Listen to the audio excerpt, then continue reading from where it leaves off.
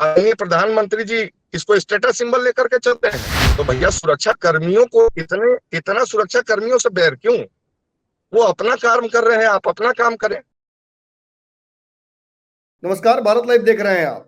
देखिए, बिहार में एक तरफ कवायद जहां विपक्षी एकजुटता की शुरू हो गई नीतीश कुमार के माध्यम से, वहीं राष्ट्रव्यापी एनडीए के कुनबे को बढ़ाने को लेकर भी कैसे बिहार के दलों को उसमें जुड़ा जा सकता है, लगातार चिंतन चल रहा है। लेकिन सियासत के अंदर भी सियासत होती रहती है। दो दल ऐसे हैं बिहार में जो कुछ दिनों पहले ही एक बड़े दल से निर्मित होकर निकले हैं। एक है पशुपति पारस की पार्टी, दूसरा है चिराग पासवान की पार्टी। ये दोनों दल एक दूसरे पर लगातार आरोप लगाते रहते हैं, लेकिन आरोपों की फहरिस्त तब बहुत बड़ी हो जाती है जब आज कहीं ना कहीं मीडिया से मुखातिब होने के दौरान चिराग पासवान के चचा पशुपति पारस ने यह आरोप लगा दिया कि जेड प्लस सिक्योरिटी से कुछ होता नहीं है, इसे स्टेटस सिंबल बना लिया जाता है। और खास तौर पर जेड प्लस सिक्योरिटी यदि किसी बड़े नेता को दे भी दी जाती है तो वो बहुत यूजफुल नहीं होती है। उन्होंने इंदिरा गांधी के इंसिडेंट को भी याद दिलाया और कहा कि जेड प्लस सिक्योरिटी के दौरान ही उनकी हत्या भी हो गई थी। इस पूरे मामले पर चिराग पासवान की पार्टी काफी कौतूहल है। सुबह से ही लगातार जो बयानों का श्रृंखला है वो जारी है। पशुपति पारस के इस्तीफे की मांग भी की जा रही है। और इस पूरी चर्चा पर हमारे साथ अपना मंतव्य रखने के लिए चिराग पासवान की पार्टी के युवा प्रदेश अध्यक्ष भी हैं ओम प्रकाश पांडे जी हमारे साथ मौजूद हैं। स्वागत है पांडे जी आपका। जी नमस्कार नमन भाई। ये बयान आप देख लीजिए, दर्शकों को भी मैं दिखा दूं, उसके बाद मैं चाहूंगा कि इस बयान पर आपकी प्रतिक्रिया आए।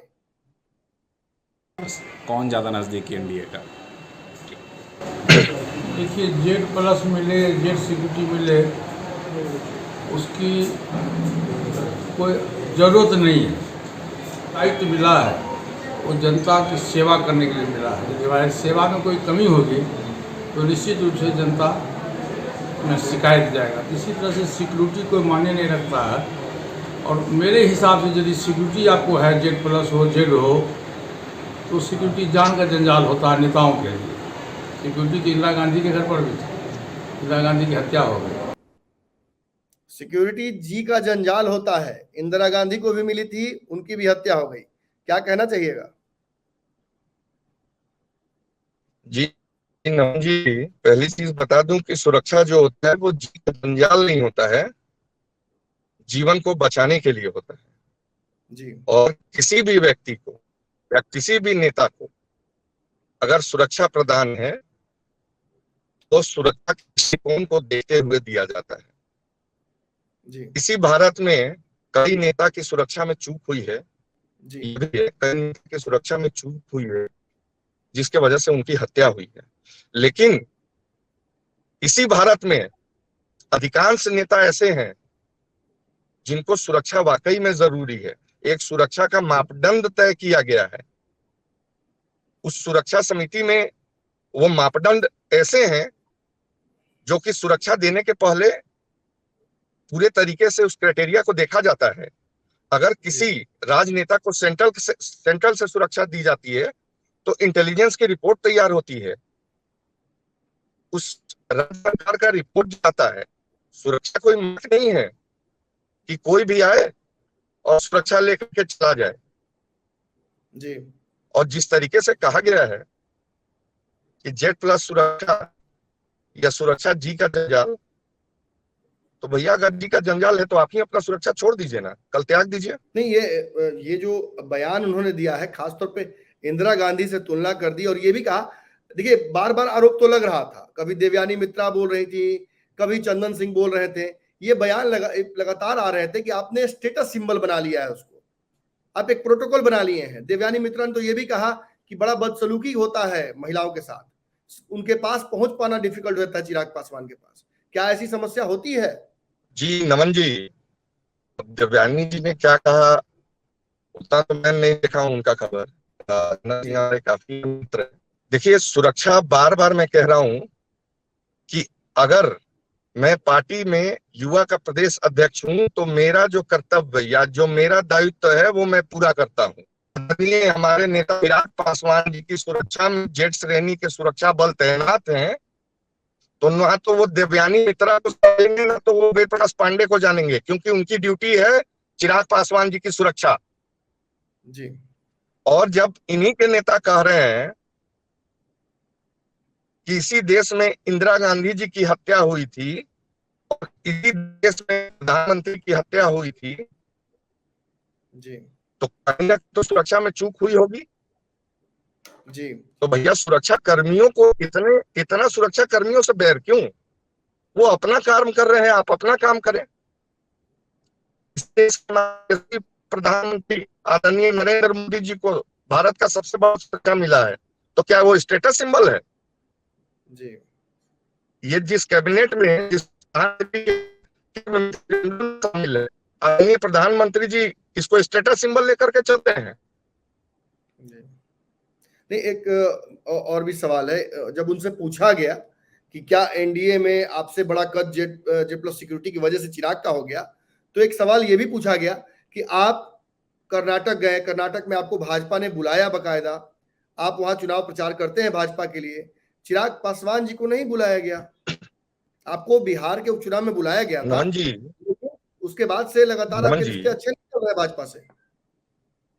नमन जी, इस पे मैं आपको एक छोटा सा बात बता दूं, जो जी कि हमारे पार्टी के तमाम नेता इस चीज को अवगत कराते आ रहे हैं बार बार। अभी हम किसी गठबंधन में नहीं है। आप बताइए किस एक प्लेटफॉर्म पर आपने देखा है हमारे नेता को जहां हमने गठबंधन की घोषणा कर दी है?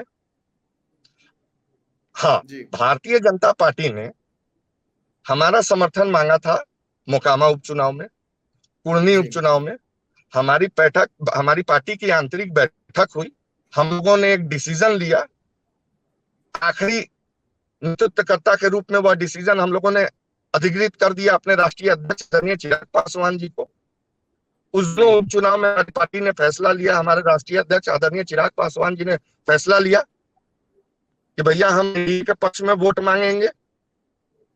और देखिए दोनों उपचुनाव में सुरक्षा एक और सुरक्षा सुरक्षा, अरे भैया जी एक और बड़ा सवाल वेद जी, ये बार बार आ रहा है, कभी आपकी तरफ से भी बयान आता है, कभी उनकी तरफ से आता है। हाजीपुर की सीट पर लगातार चिराग पासवान को लाने की बात कभी आपके प्रदेश अध्यक्ष के माध्यम से आती है, कभी खबरें उड़ती हुई आती हैं। जमुई सीट छोड़ क्यों रहे हैं आप लोग?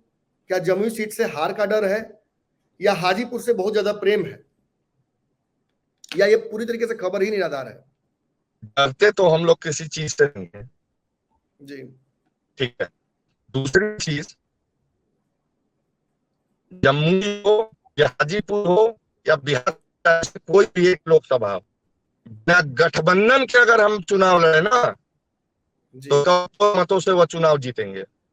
हाँ, हाजीपुर के लिए हम लड़ेंगे, हमारी परंपरा सीट रही है, हमारे संस्थापक हम पासवान जी की अध्यक्ष आदरणीय चिराग पासवान जी से कि आगामी 2024 में वह हाजीपुर लोकसभा से चुनाव लड़े। नहीं, एक और भी चर्चा लगातार बिहार की राजनीति में चल रही है कि आपकी पार्टी जो है वो लगातार पशुपति पारस के सांसदों के संपर्क में है, उन्हें तोड़ने की कोशिश करती है। कभी कैसर से आपकी मुलाकात होती है, कभी अन्य नेताओं से मुलाकात कर रहे हैं आप। बिहार में बहुत सारी पार्टियां हैं, उनको भी आप तोड़ सकते हैं, खाली पशुपति पारस के सांसदों को तोड़ने की क्या जरूरत है?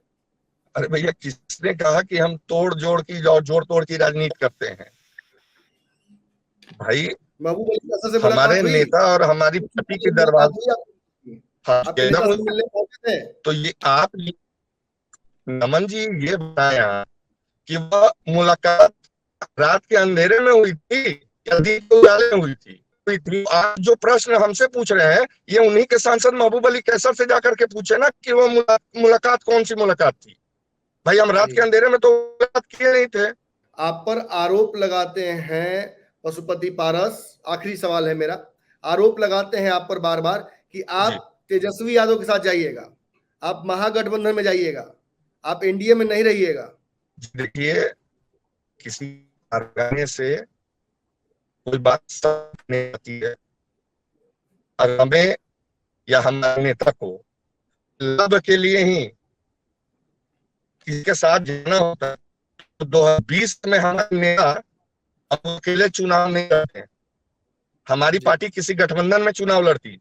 तो उम्मीद है वेद पांडे जी ने अपनी बात रख ली होगी, आपने इनकी बात सुनी होगी। जिस तरीके से सियासी ड्रामा बिहार में लगातार चल रहा है, चूंकि नेटवर्क की बाध्यता है, अभी लगातार ट्रांजिट में है वेद प्रकाश पांडे जी, इसकी वजह से हो सकता है कि उनकी बातें प्रॉपरली अब तक नहीं पहुंची हो, लेकिन विभिन्न मुद्दों पर उन्होंने स्पष्टता से अपनी बात रखी है। दोनों पार्टियों के बीच जो विवाद है और आज खासतौर पर जो विवाद बढ़ा है, इस पर भी उन्होंने अपना स्टैंड रखा है।